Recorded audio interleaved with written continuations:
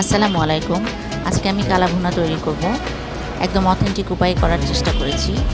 এজন্য প্রথমে কিছু মশলা আমি গুঁড়া করে নেব। জয়ফল, জয়ত্রী, লবঙ্গ, স্টার মশলা, জিরা, শাহি জিরা, ধনিয়া এবং গরম মশলা। এখানে আছে আজওয়াইন আর রাঁধুনি। এই দুটো আমি আলাদা করে গুঁড়ো করে নিয়েছি, কারণ এগুলো অনেক স্ট্রং ফ্লেভারের। গরুর মাংস, সাথে প্রথমে দিচ্ছি আদা রসুন বাটা, জিরা গুঁড়া, ধনিয়া গুঁড়া এবং গুঁড়া করা মশলাগুলো এক এক আমি 1 চামচ করে দিয়ে দিচ্ছি। প্রথমে লবণ, মরিচ, হলুদ সব একসঙ্গে দিয়ে আগে থেকে আমি ভেজে রেখেছিলাম পেঁয়াজ বেরেস্তাগুলো সব দিয়ে ভালো করে মেখে নেব।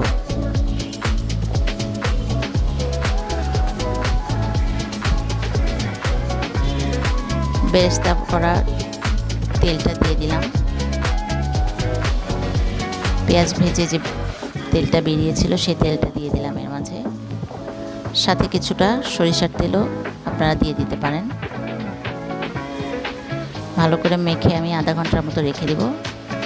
এরপরে চুলায় তুলে দেব। ভালো মতো সেদ্ধ করে নিতে হবে।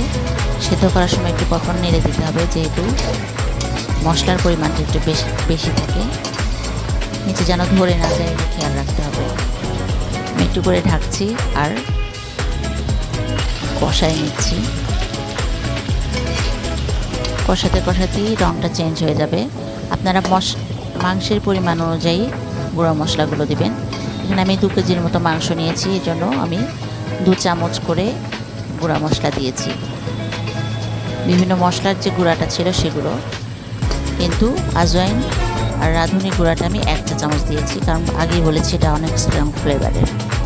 এবার আমি বেশ খানিকটা সরিষার তেল, রসুন আর পেঁয়াজ ভেজে মাংসটা তেলে দেব। পেঁয়াজটা ব্রাউন করে ভাজতে হবে। এ পর্যায়ে আমি রাঁধুনি আর আজওয়াইনের গুঁড়াটা একটু সামান্য দিলাম ফ্লেভারের জন্য। এর মাঝে মাংসটা দিয়ে দিচ্ছি। মাংস দেওয়ার পরে এভাবে ভেজে নিতে হবে যতক্ষণ পর্যন্ত না কালার চেঞ্জ হয়, একদম কালো কালো হয়ে যাবে।